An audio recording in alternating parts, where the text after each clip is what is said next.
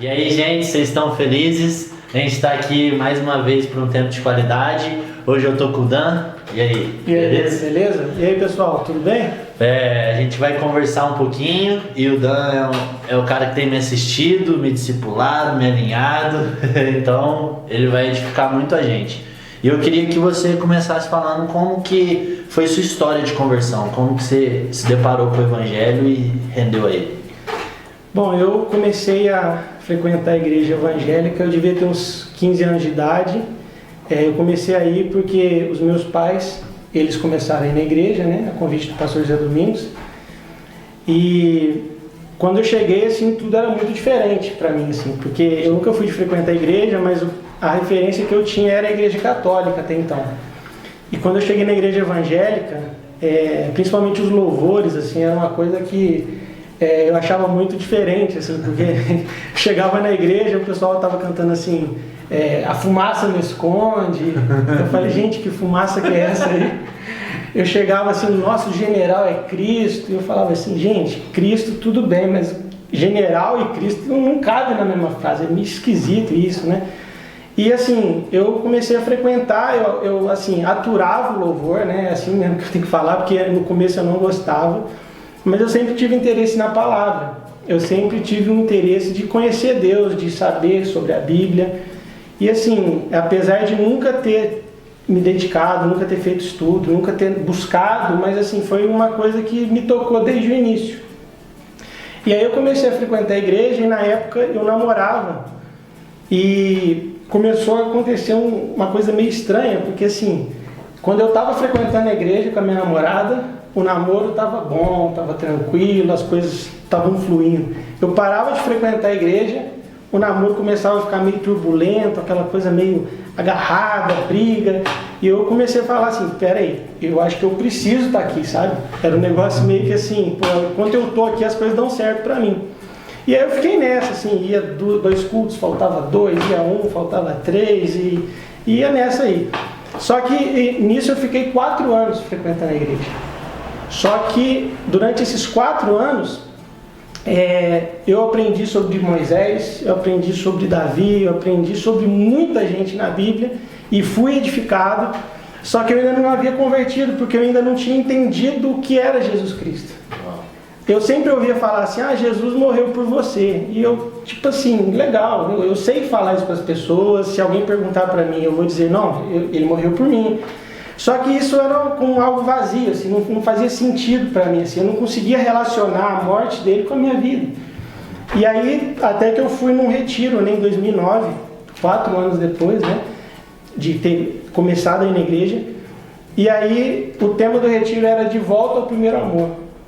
E eu lembro até hoje que a minha oração foi, Deus, como que eu posso voltar de um lugar no qual eu nunca estive? Eu tinha a certeza de que eu não conhecia Deus. E eu olhava as pessoas, eu via pessoas chorando, pessoas sendo tocadas por Deus, pessoas orando em línguas, e eu sabia que elas estavam enxergando algo que eu não estava enxergando. E aí eu comecei a falar, Deus, fala comigo, Deus se revela para mim, Deus toca o meu coração hoje aqui, que hoje eu possa te encontrar de verdade. E eu fiz essa oração durante os 4 dias do retiro, até que chegou o último dia, e o pastor, ele começou a narrar a crucificação de Jesus. Desde quando ele pega a cruz, desde quando ele apanha dos soldados, melhor dizendo, até o momento que ele é crucificado. Enquanto ele narrava aquilo, eu comecei a entender que... Só um minuto. Eu comecei a entender que ele era inocente. Eu comecei a entender que o que ele estava passando não era por nada que ele tinha feito. E assim, eu posso dizer, e alguém pode falar, mas isso é lógico, mas uma coisa é você falar isso, outra coisa é os seus olhos virem essa realidade. Eu comecei a enxergar aquela realidade na minha frente. E aí eu comecei a entender, peraí, se ele é inocente, então o pecado que ele está carregando não é dele, é o meu pecado. E aí, a primeira coisa que me veio, quando eu vi os meus pecados, né? Tem aquela música, sim, né? Foi na cruz, eu vi os meus pecados sendo carregados em Jesus. E a primeira coisa que eu vi, que eu falei dentro de mim, falei, eu não posso mais pecar. Porque se ele morreu para levar o meu pecado, se eu vivo uma vida de pecado, é como se eu estivesse desprezando o sacrifício de Jesus. E logo na sequência eu comecei a pensar assim, gente, isso é maravilhoso demais. Será que mais alguém sabe disso? E assim, eu fiquei assim, gente, faz 4 anos que eu estou frequentando a igreja e eu não tinha enxergado essa realidade ainda. Será que tem mais gente que não enxerga essa realidade?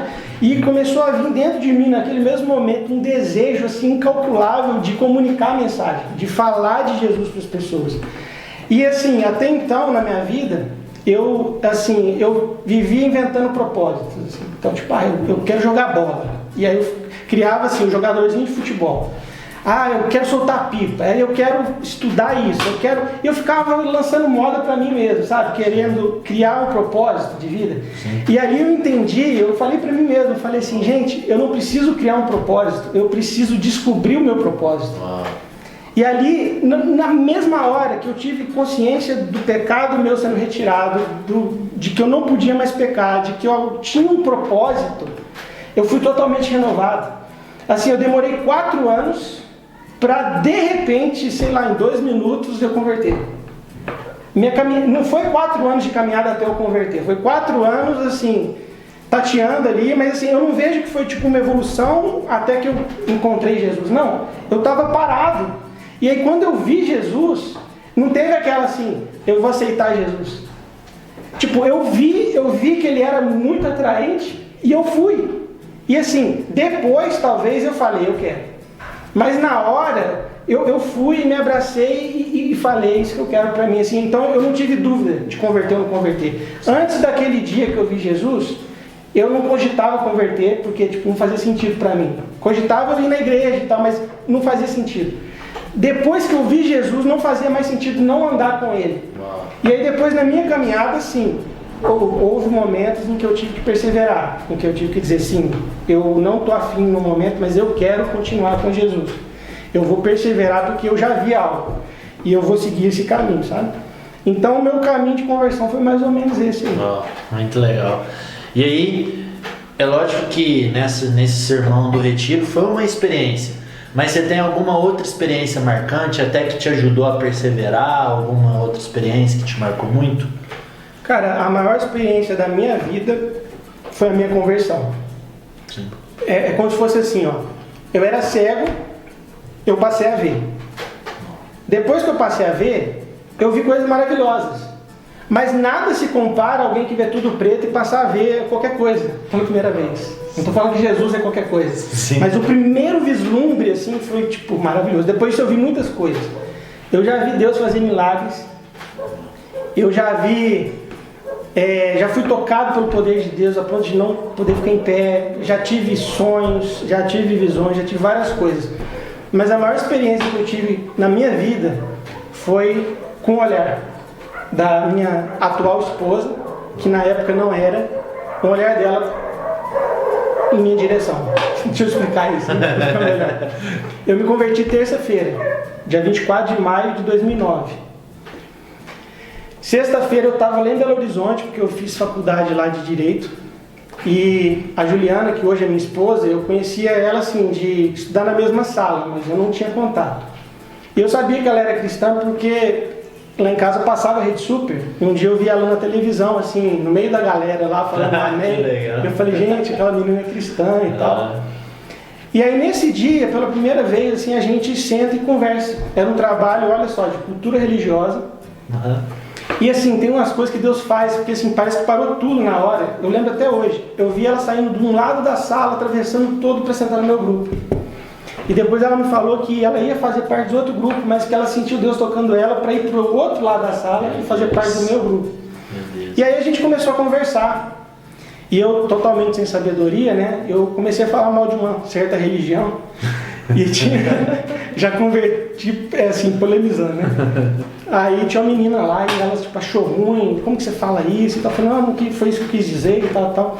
Sei que assim, foi meio turbulento, só que aí no meio da conversa eu falei assim, você é evangélica também?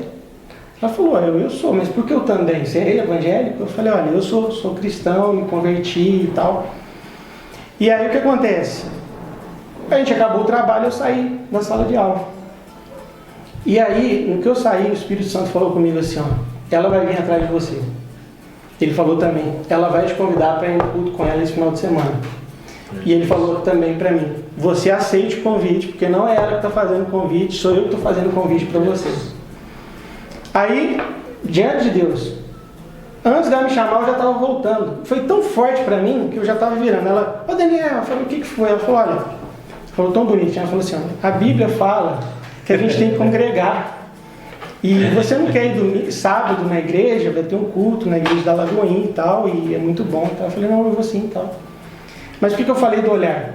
Porque enquanto ela me chamava, é até emocionante para mim falar disso, mas enquanto ela me chamava, eu olhava nos olhos dela assim, e eu lembro que eu pensei assim, gente, que olhar que é esse? Porque meu pai nunca me olhou desse jeito, e olha que meu pai me amava. Minha mãe nunca me olhou desse jeito, nenhuma amiga, nenhuma mulher, nenhum amigo, ninguém nunca me olhou assim, que olhar é esse? E eu tive claramente assim que era como se o próprio Jesus estivesse me enxergando pelos olhos dela, sabe? Meu Deus. E eu me senti muito constrangido. E essa semana para trás eu ouvi um testemunho de um pastor que eu acompanho, e ele conta uma história de arrebatamento. E ele conta que ele foi aos céus. E aí ele conta de várias coisas e tal, e ele vai contando de boa assim. Quando ele chega para falar de Jesus, ele fala assim, que ele chegou e esteve ao lado de Jesus, só que ele não conseguia ver o rosto de Jesus. Só que ele sabia que Jesus estava olhando para ele. E era como se ele conseguisse discernir o olhar que Jesus tinha para ele. E foi a única hora no vídeo que ele, assim, ele desandou a chorar, porque ele falou assim, que ele já tinha pregado sobre o amor de Deus. Ele tinha várias mensagens, é um pastor já consagrado, mas que ele nunca tinha entendido o amor de Deus até ele perceber aquele olhar de Jesus para ele. E que assim, de tudo que ele viu, ele foi na eternidade, ele foi lá. Os olhos de Jesus, o amor de Deus foi o que constrangeu ele. Meu Deus. E eu lembro que quando eu me converti também, eu tinha umas anotações, né? De que Deus falava, aquele negócio.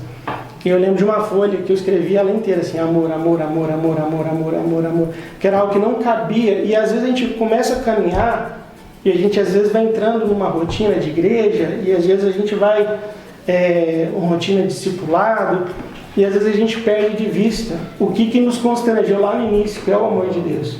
Então assim, para Deus fazer um milagre é muito simples. Para Deus dar um sonho para alguém, tem gente que tem sonho e se acha espiritual. Quem deu sonho foi Deus, não é mérito de ninguém, não. Nabucodonosor teve sonhos. Os magos lá jogaram como chama? O cajado transformou em serpente. Agora, o que é difícil para Deus, entre muitas aspas, o que é difícil é enxergar através dos olhos de alguém, porque nisso existe um quebrantamento, existe uma cooperação do ser humano com Deus. Então, milagres eu acho que a gente consegue enxergar com mais facilidade do que discípulos verdadeiros, sabe? Pessoas que realmente são os olhos, são as mãos, são como Jesus, né?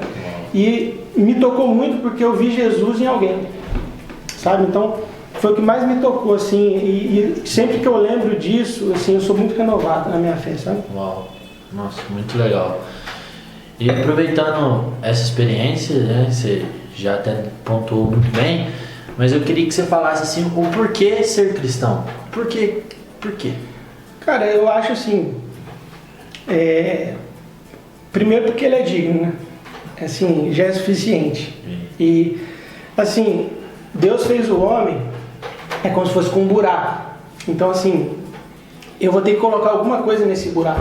Eu vou ter que me preencher com alguma coisa. E, assim, tem gente que acha assim, não, você é ateu. Cara, alguma coisa você vai colocar ali, seja o dinheiro, seja o seu ego, e qualquer coisa que você coloque não é digno de estar ali. Então, o único que é digno é Jesus, sabe? Então, você vê que no Jardim do Éden, Adão e Eva seguiam a Deus. Eles não passaram a seguir a si mesmos, eles passaram a seguir a serpente. Então, na verdade, a grande escolha da nossa vida é quem nós devemos seguir. Ninguém aqui é autônomo e vai, tipo, não, eu vou ditar o rumo das coisas. Não, você não vai ditar, sabe? Você vai seguir um pensamento filosófico que talvez você nem conheça, mas é o que predomina no mundo e vai influenciar você. Então, assim, se é para eu ser guiado por alguém, que seja por alguém que morreu por mim, por alguém que ressuscitou dos mortos, por alguém que vive, né, tá vivo, e por alguém que é o próprio Deus, né, que se fez carne. Então, é uma questão de dar honra a quem tem honra. Tinha um versículo, Lê, que eu sempre lia, na verdade eu ouvia as pessoas falando, e versículos assim, tipo, toda honra, toda glória, todo louvor, toda adoração. E eu achava assim, nossa, que coisa estranha, porque não são palavras que a gente usa. Só que cada vez isso faz mais sentido para mim, sabe? Que toda honra, que toda adoração, que todo louvor sejam dados a quem é digno. É uma questão de justiça, sabe? Uau.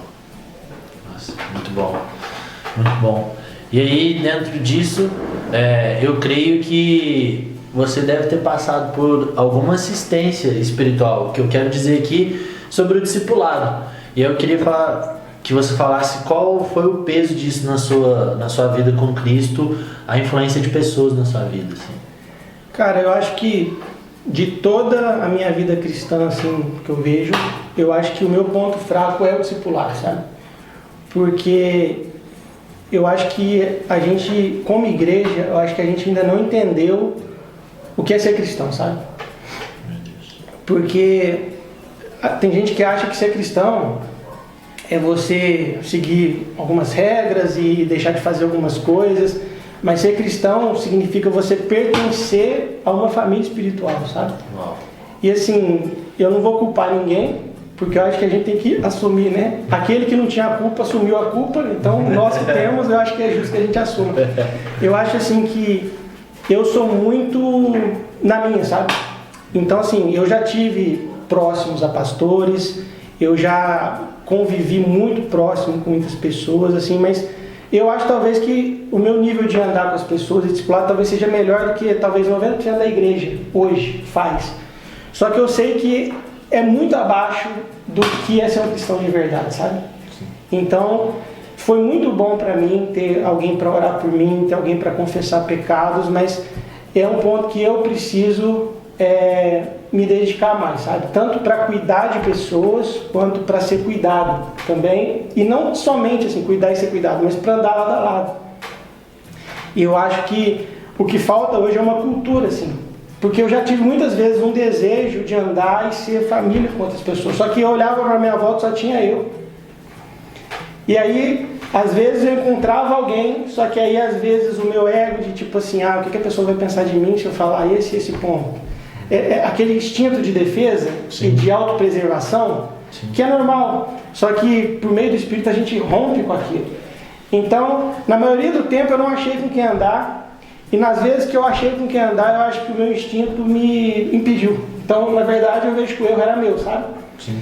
E assim, graças a Deus que eu casei, porque o casamento, assim, é a melhor bênção que alguém pode ter depois de Jesus, sabe? Meu filho nasceu recentemente, eu sou muito grato por ele, mas assim, eu sou mais grato ainda pela minha esposa, sabe? Jesus mandou a gente morrer pela esposa, né? E enviar os filhos. E eu amo meu filho, eu daria minha vida por ele, mas com a minha esposa eu consigo ser eu consigo viver nesse nível de discipulado, não que um está ensinando o outro, mas de cumplicidade. E com as demais pessoas eu tenho me esforçado, às vezes tem algumas dificuldades, mas assim, é um ponto que na verdade eu tenho que mais ouvir do que falar sobre isso, entendeu? Sim, entendo. Acho que inclusive com você, eu acho que a gente anda junto, né? Mas assim, eu acho que você tem mais a me ensinar isso do que eu te ensinar ou falar para alguém aqui, né? Acho que ficou muito claro quando você falou sobre o senso de pertencimento, né? Esse vínculo de andar lado a lado. Esse é o vínculo da igreja. E aí, mudando um pouquinho, eu queria falar um pouquinho sobre vocação. Você é formado em teologia. E aí eu queria, porque às vezes a gente confunde vocação com título, com cargo, ao invés de enxergar como um encargo. Então você é formado em teologia no Carisma, né? E aí eu queria que você falasse um pouquinho como você enxerga a vocação e como foi na sua vida. Tipo, o que você entende em Deus que é a sua vocação? Tá, é o seguinte, gente. Interprete com amor que eu vou falar aqui. Mas assim, eu acho que a vocação é uma coisa que a gente não deve se preocupar, sabe? Porque, na verdade, a gente tem um chamado de Deus, que é o chamado para Ele próprio. Então, assim, eu vejo muita gente preocupada, qual que é a minha vocação, ou até eles usam o termo, qual é o meu chamado, se referindo a qual é o meu encargo no corpo de Cristo, né? Sim. Só que quando Jesus, ele perguntou para os discípulos, né, quem que o povo diz que eu sou? Pedro falou, tu és o Cristo, Filho do Deus vivo. E quando Pedro teve uma revelação a respeito de quem Jesus era, Jesus falou, e tu és Pedro, e sobre esta pedra te farei minha igreja, né? Então, o que acontece? Pedro descobriu a vocação dele quando ele conheceu quem era Jesus. Então, o meu foco tem que ser em conhecer Jesus. Eu não tenho que me preocupar com minha vocação, sabe? Eu acho que hoje em dia, dentro das nossas igrejas, existe um individualismo, tipo assim, Deus tem o centro da vontade, tem um centímetro que se você for para um lado, você está fora, se você for para o outro, você está fora. Só que não é assim. Quando eu estou em Jesus, eu tenho ali uma liberdade, eu tenho ali um descanso e vai fluir alguma coisa de mim, sabe? Você perguntou de como foi o meu chamado, né? Quando eu me converti, né? Eu já contei aqui como foi, acabei de falar, mas quando eu me converti, você já viu aqueles relógios de casa antiga? Tipo aqueles grandões assim, que fica assim, tec, tec, tec. O que acontece? Durante o dia você passa, o pessoal mais jovem talvez não saiba o que é esse relógio. Mas é um relógio antigo, imagina um relógio aqui na parede, que ele fica o dia inteiro funcionando. Só que enquanto está de dia, ninguém escuta esse relógio. Ninguém escuta. Só que à noite, parece que esse relógio é o sino da igreja católica, ele vai vendido. Você escuta claramente aquilo. E aconteceu isso comigo. Quando eu me converti, quando eu conheci Jesus, o que aconteceu?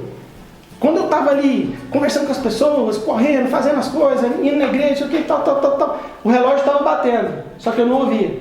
Só que era só eu me aquietar que ficava claro o barulho do relógio. E desde o início Deus falou comigo assim, você vai pregar. Desde o início Deus falou, você vai cuidar de pessoas. Desde o início Deus falou, você vai ser pastor. Eu não sou pastor consagrado, mas desde o dia que eu me converti, eu sou um pastor aos olhos de Deus. Eu não sei como funciona isso para Deus, mas eu sei que para mim sabe? Eu sinto que Deus me deu, eu discerno claramente. O dia que alguém colocar a mão na minha cabeça e falar assim, vou te consagrar pastor e tal, isso não vai me dar muita coisa para mim.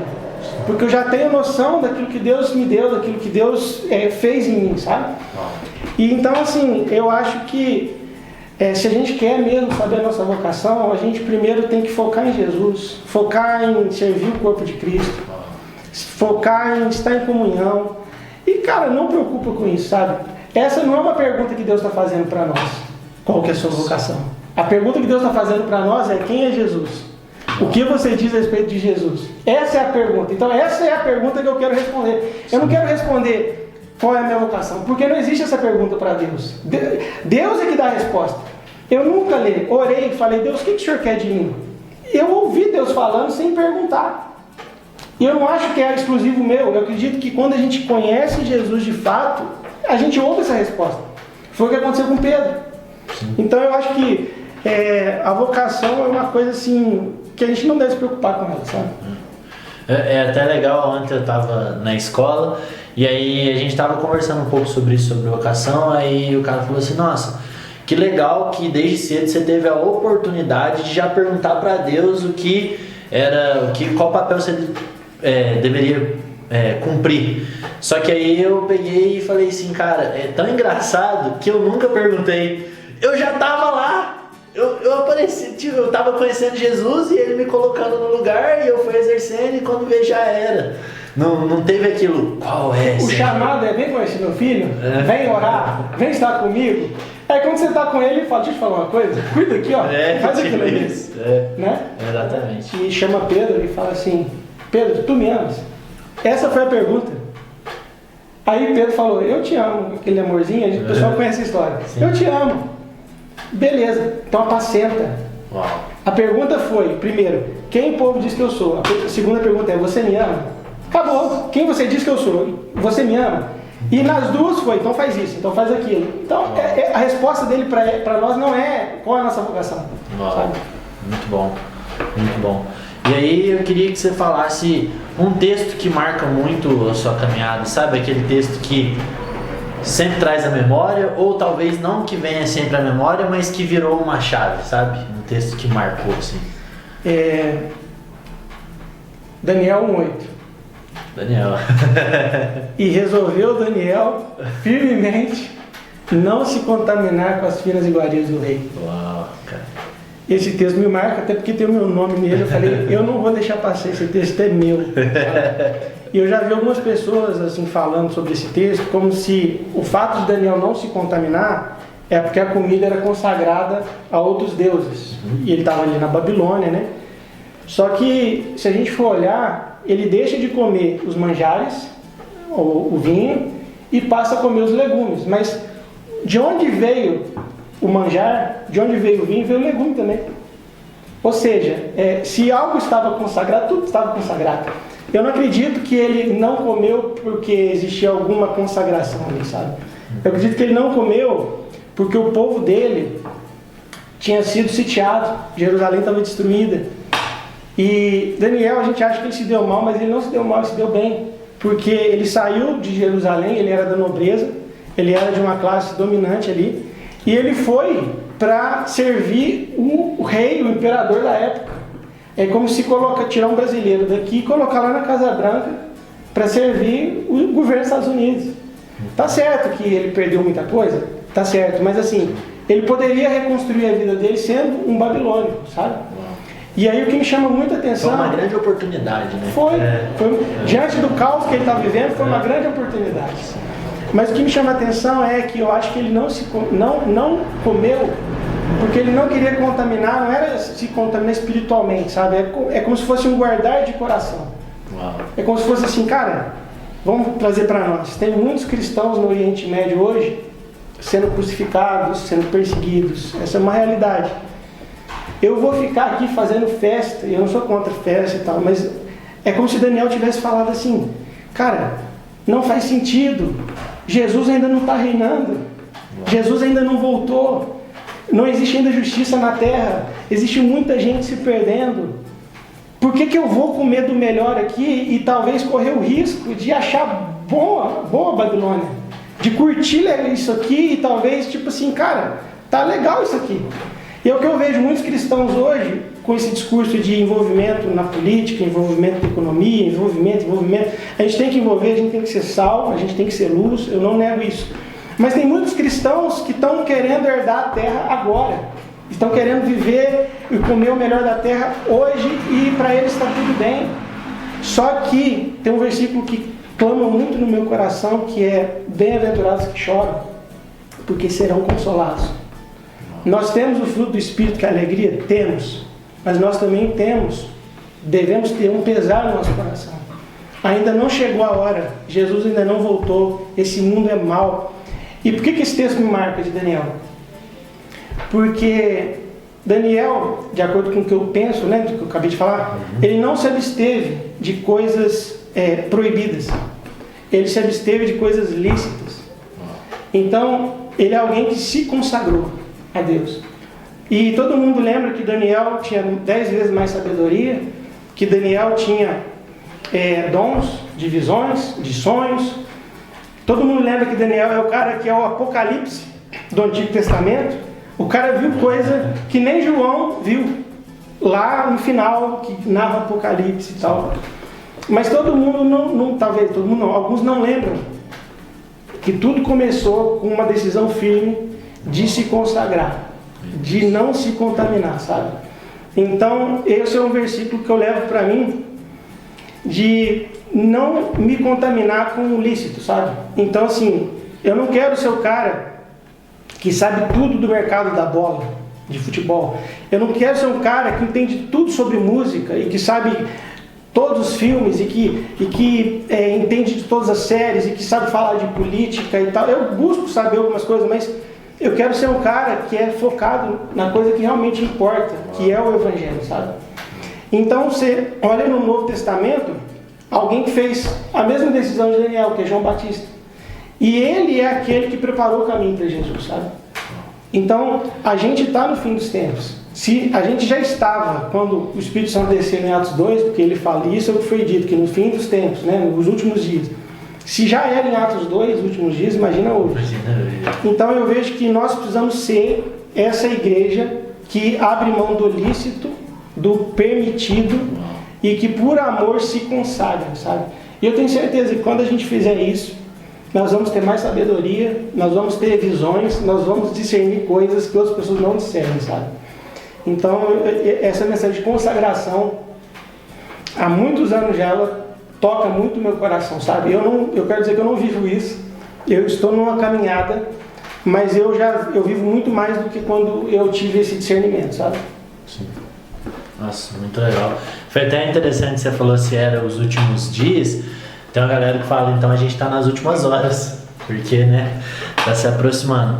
E aí, pra gente fechar com chave de ouro, eu queria que você desse uma palavra para esse tempo agora. Se você discerne que é as últimas horas, e também esse lance da pandemia, né? Uma palavra pra gente fechar. Tem um versículo, está em Efésios capítulo 5, versículo 16. Efésios 5, 16, que fala. 15 e 16, eu acho. Por esta razão, não vos torneis insensatos, mas procurai compreender qual é a vontade do Senhor, remindo o tempo, porque os dias são maus. Então, eu queria deixar essa palavra, sabe? Porque Jesus, no Sermão do Monte, ele fala assim, basta cada dia o seu mal. Ele falou, o dia é mau. Paulo fala assim, remindo o tempo, resgatando, né? Trazendo o tempo para ser seu aliado, né? Não você se perdendo no tempo. Porque os dias são maus. E ele fala da maldade do dia relacionando com a gente aproveitar bem o tempo. Então assim, se naquela época os dias eram maus, imagina hoje. Porque naquele tempo não tinha televisão, não tinha internet, não tinha WhatsApp, não tinha Instagram, não tinha Facebook, não tinha série, não tinha filme, não tinha música, não tinha nada. E assim, Paulo fala, o dia é mau, aproveita o seu tempo. Imagina hoje, sabe?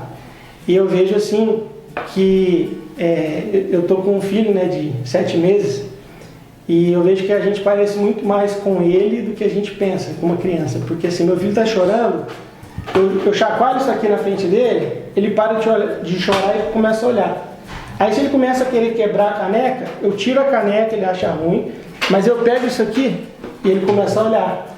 Então, o que eu aponto na frente dele é aquilo que consome ele, sabe?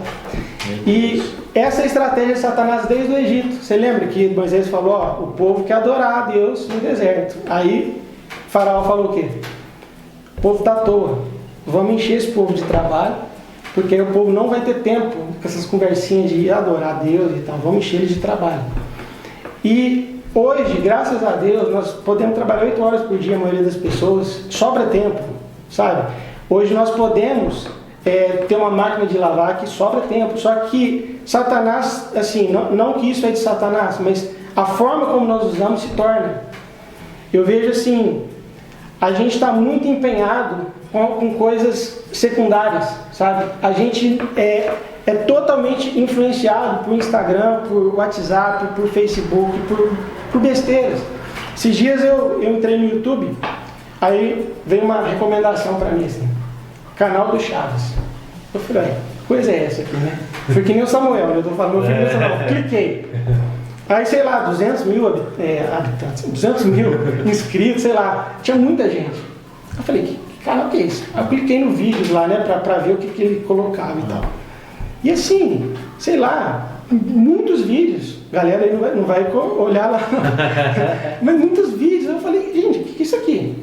Aí eu descobri que tem um canal no YouTube que só fala sobre a minissérie Chaves.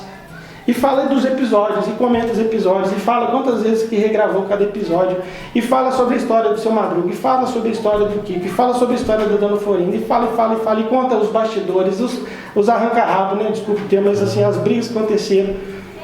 Eu falei assim, gente, tem muita gente seguindo esse negócio. E aí volta no que eu falei. Cara, hoje em dia, quando eu tinha 15 anos, eu amava futebol. Só que para eu ver futebol, eu tinha que esperar o Globo Esporte, ou um programa assim, tipo da Band, alguma coisa assim, da Rede TV, né, na época e tal. E eu vi um jogo por semana, porque hoje, se o cara curte, ele consegue ver 24 horas por dia canal de esporte. Hoje, se ele curte, ele consegue o mundo se abrir de uma forma que eu acho que o que está faltando hoje para a igreja, e a gente precisa discernir esse tempo, né, que a gente está vivendo, é a gente saber no que focar, sabe? Então, voltando, né, nós precisamos aproveitar o nosso tempo, nós precisamos remir o nosso tempo, nós precisamos afiar o nosso machado, sabe? O que realmente importa, sabe? Pelo que eu quero ser lembrado? Tem gente que a vida da pessoa é entrar no Instagram e acompanhar várias novelas reais que são a vida de outras pessoas. E isso é muito sério. Porque assim, um dia eu vejo lá Duda Reis e Nego do Borel. Aí tá, gente nem conhecia. Aí, pô, Duda Reis, a menina parece que foi traída, parece que o cara bateu e tal. Aí no outro dia a menina fala. Aí no outro dia de novo. Aí a pessoa começa a acompanhar aquilo e aquilo virou novela para ela. Aí dali a pouco alguém se levanta e fala contra a Duda. E aí outra pessoa começa assim, eu sou fã-clube dessa, porque eu gostei do que ela falou. E a gente fica vendo a vida passar e a gente fica de camarote assistindo outras pessoas viverem. E a gente não vive o que Deus tem para nós, sabe? Porque a Bíblia está falando aqui, aproveite o tempo, resgate o seu tempo. Só que na verdade, a gente podia falar resgate a sua vida. Porque assim, o tempo é a nossa vida, a gente vai viver quando? 70 anos, esse é o nosso tempo, essa é a nossa vida. Então assim, o que Jesus quer é viver através de você, sabe? Não que você fique um espectador de entretenimento, um espectador de notícias, um espectador de futebol em excesso, mas Ele quer viver através de você, Ele quer tocar pessoas através de você, Ele quer salvar vidas através de você. E a pergunta dele, eu acho que para nós hoje é, existe espaço, sabe? Realmente você entende que você tem que remir, resgatar o seu tempo, você tem que ter mais tempo de oração, mais tempo de comunhão, mais tempo com pessoas. Então é isso que eu queria deixar. E agradecer também, né, a oportunidade. Para mim é uma honra estar falando aqui. Eu não sei se você já participou desse quadro com alguém te entrevistando já? Não, ainda não. Tem que acontecer. O que você acha aí? Dá uma curtida e fala assim, ó, o Lê na próxima aí. Eu acho, porque é muito fácil ficar aqui perguntando. De boa, né? Só ouvindo, né? Tá tranquilo. Mas muito boa a sua palavra. E aí, vocês entendem agora, né? Oferecimento Tramontina, alinhou de graça. Depois os caras ficam falando que eu que alinho, mas eu com quem eu aprendi, ó. Mas é isso, foi muito bom, muito obrigado e até a próxima. Valeu, pessoal. Valeu, gente.